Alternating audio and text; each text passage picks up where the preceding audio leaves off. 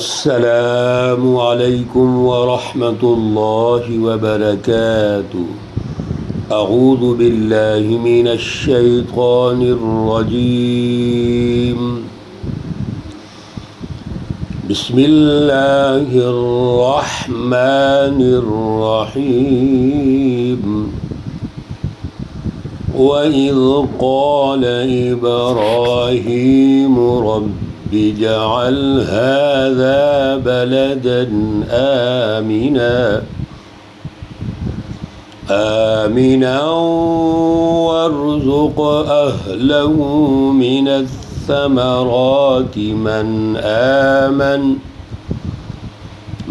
آمن منهم بالله واليوم الآخر قال ومن كفر فأمتعه قليلا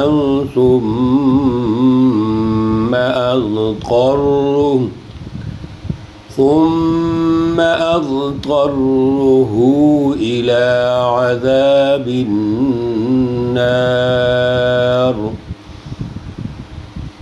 وبئس المصير۔ صدق اللہ العلی العظیم۔ اللہم صلی علی سیدنا ومولانا محمد النبی الامی وعلی آلہ واصحابہ وبارک وسلم وصلی علیہ۔ معزز سامعین و سامعات، پارہ نمبر 1 سورۃ البقرہ، آیت مقدسہ نمبر 126۔ اللہ رب العزت اس آیت مقدسہ کا فہم اور شعور عطا فرمائیں اور عمل کی توفیق اور صلاحیت عطا فرمائیں۔ حضرت ابراہیم علیہ السلام انسانیت کے مرکز ہیں، تحریک حنیفی کے مرکز ہیں، اور آپ سے 2 شاخیں شروع ہوتی ہیں، ایک اسحاق یعقوب اور بنی اسرائیل، دوسری اسماعیل، اور آپ کے آخر میں رسول اللہ صلی اللہ علیہ وسلم۔ یہ دونوں انسانیت کے مراکز ہیں۔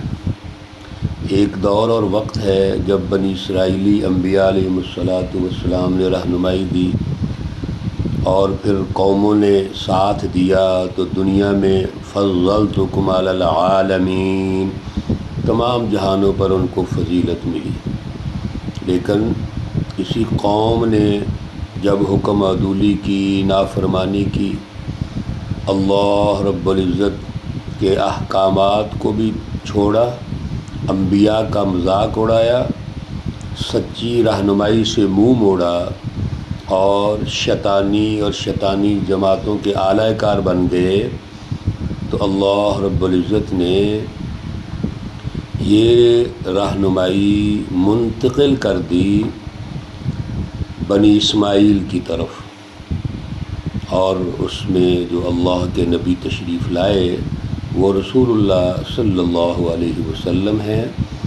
پہلے 3 آسمانی کتابیں بنی اسرائیل میں نازل ہوئیں، اور اب 4تھی کتاب اور آخری کتاب وہ بنی اسماعیل میں نازل ہوئی۔ بنی اسرائیلی یہود و نصارہ اس پر اعتراض کرتے تھے، اللہ رب العزت نے جواب دیا۔ سب سے پہلے تو آیت مقدسہ نمبر 124 میں کہ آپ ابراہیم کا نام لیتے ہو، ابراہیم علیہ السلام کو اللہ نے آزمایا، امتحان میں ڈالا، تو وہ تو کامیاب ہو گئے ہیں۔ انہوں نے تمام امتحانات مکمل کامیابی سے وہ ہمکنار ہوئے، سرخرو ہوئے، تو تمہارا کیا حال ہے؟ چنانچہ ہم نے آپ کو امام انسانیت بنا دیا، جاعلک للناس اماما۔ پھر ابراہیم علیہ السلام نے فرمایا کہ میری اولاد میں سے بھی یہ سلسلہ حکومت اور امامت جاری رہنا چاہیے۔ تو اللہ رب العزت نے ایک اصول اور ضابطہ ارشاد فرمایا کہ جو آپ کی جماعت میں آپ کی خصوصیات کو لے کے آگے چلیں گے ان کو یہ ضرور ملے گا۔ پہلی خصوصیت انسانیت، للناس امام، آپ انسانیت کے امام ہیں تو خدمت انسانیت کا نظریہ اور اعلیٰ فکر ہونی چاہیے۔ دوسرے نمبر پر عدل کا نظام قائم کر کے امن قائم کریں، جیسے پیچھے آیا جعلنا البیت مثابۃ للناس وامنا، وہاں بھی للناس کا لفظ ہے اور امن کا۔ اور پھر بیت اللہ الحرام مرکز ہے، اس کو تسلیم کریں، یہ اصل میں اللہ کا مرکز اور اللہ کا گھر ہے۔ چنانچہ ابراہیم اور اسماعیل علیہم السلام کو حکم ہوا کہ نہ صرف اس کو تعمیر کرو بلکہ اس کو پاک کرو، فکری اعتبار سے اعلیٰ فکر، فلسفہ توحید یہاں ہونی چاہیے، اور عملی اعتبار سے وہ جد و جہد جس کے لیے آنے والی انسانیت کو فائدہ ہو وہ یہاں پہ ہونی چاہیے، امن ہونا چاہیے، اور اسی طریقے سے خوشحالی ہونی چاہیے، انسانیت کی رہنمائی ہونی چاہیے۔ میرے عزیزو، ابراہیم اور اسماعیل علیہم السلام نے یہ مرکز تعمیر کیا اور پھر دعائیں کی اللہ رب العزت سے۔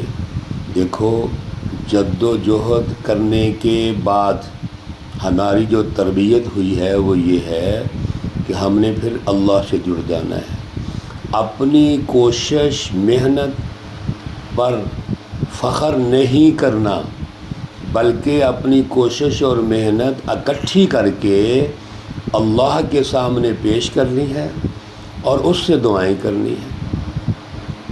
چنانچہ آیت مقدسہ نمبر 126 میں اللہ رب العزت رہنمائی ارشاد فرماتے ہیں وَإِذْ قَالَ إِبْرَاهِيمُ، اور جب کہا ابراہیم علیہ السلام نے ربی، اے میرے پروردگار، اجعل، تو بنا دے، ھذا بلد، اس شہر کو، کون سا شہر؟ مکۃ المکرمہ کا شہر۔ کون سا شہر؟ جس میں اذ جعلنا البیت، بیت اللہ الحرام تعمیر کیا گیا ہے، یہ شہر مثابۃ للناس ہے، انسانیت کا مرکز ہے۔ لہذا جو مرکز انسانیت ہو اس شہر کے حوالے سے ضروری ہے کہ آمناً، امن ہو۔ امن ہوگا تو رہنمائی پھیلے گی، اور امن کیسے ہوگا؟ سیاسی عدل سے ہوگا۔ امن کے مقابلے میں کیا ہوتا ہے؟ بد امنی۔ یہ کیسے ہوگی؟ ظلم سے ہوگا۔ تو جب اعلیٰ فکر فلسفہ توحید ہوگی اور اس پر سیاسی عملی نظام ہوگا تو میرے عزیزو اس کا نتیجہ امن ہے۔ دوسرا دعا فرمائی وَارْزُقْ أَهْلَهُ، اور اس کے رہنے والوں کو عطا فرما، رزق عطا فرما۔ اس کے رہنے والے، اس کے جو شہری ہیں، اے اللہ ان کو تو رزق عطا فرما۔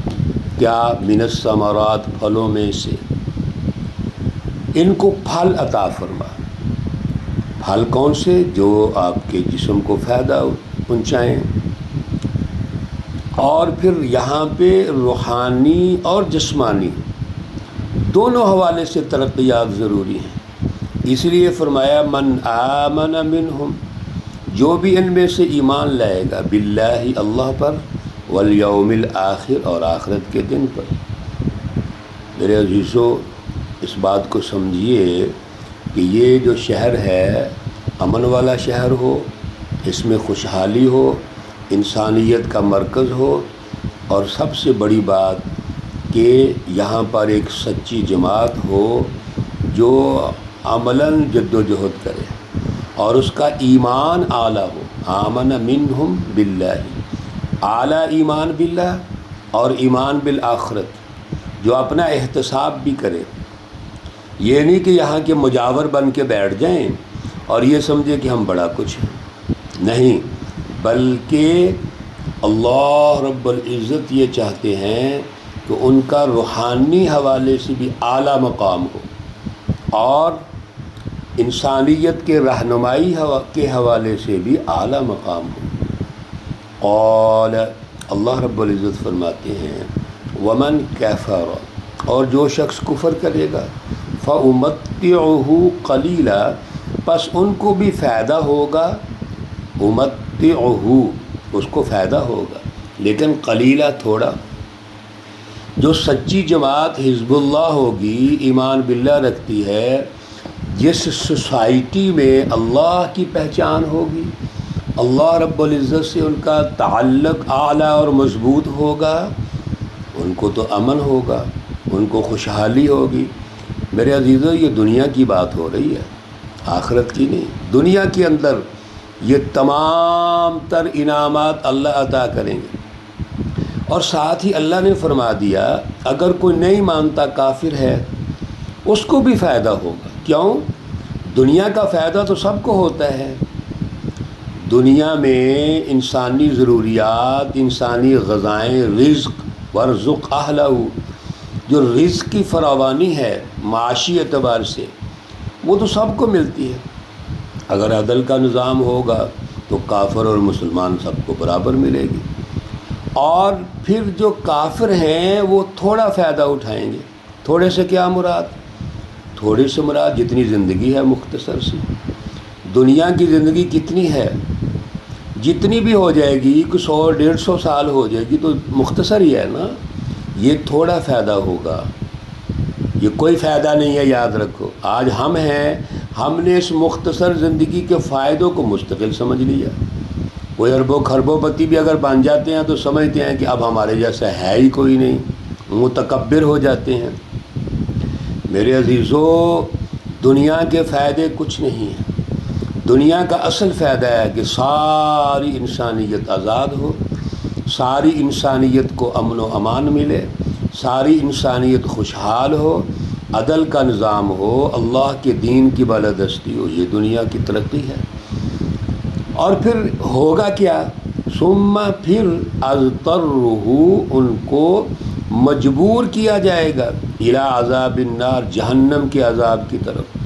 تھوڑا سا فائدہ ہوگا، پھر ان کو جبراً جہنم میں ڈال دیا جائے گا، تاکہ ان کو پتہ چل جائے کہ انہوں نے دنیا کے اندر سچی رہنمائی نہیں لی، اللہ سے جوڑ نہیں پیدا کیا، دنیا میں آنے کا مقصد ہی نہیں سمجھا، یہ سمجھا کہ کھانا پینا مقصد ہے بس۔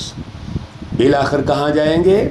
جہنم کی طرف۔ اور اللہ فرماتے ہیں وَبِئْسَ الْمَصِيرُ، یہ بہت بری جگہ ہے، جہنم بری جگہ ہے۔ میرے عزیزو، دنیا بھی اگر جہنم بن جائے تو یہ بھی بری ہے۔ اور دنیا جہنم کیسے ہوتی ہے؟ کفر سے، شرک سے، اعلی کاری سے، ظلم کے نظام سے، دوسروں کی غلامی سے، معاشی بدحالی سے، بدامنی پیدا ہوگی۔ ظلم کا نظام ہوگا تو یہ تمام تر خرابیاں پیدا ہو جائیں گی۔ بڑی اہم رہنمائی ہے، اللہ رب العزت ہمیں اس کو سمجھنے کی صلاحیت اور شعور عطا فرمائیں۔ اللہ رب العزت تمام بیماروں کو شفائے کاملہ عاجلہ مستمرہ عطا فرمائیں۔ اللہ رب العزت تمام مرحومین و مرحومات کو جنت الفردوس میں اعلیٰ مقام عطا فرمائیں۔ ربنا تقبل منا انك انت السميع العليم وتب علينا انك انت التواب الرحيم، وصلى الله تعالى على النبي الأمي محمد وعلى آله وأصحابه أجمعين برحمتك يا أرحم الراحمين۔ السلام عليكم ورحمة الله وبركاته۔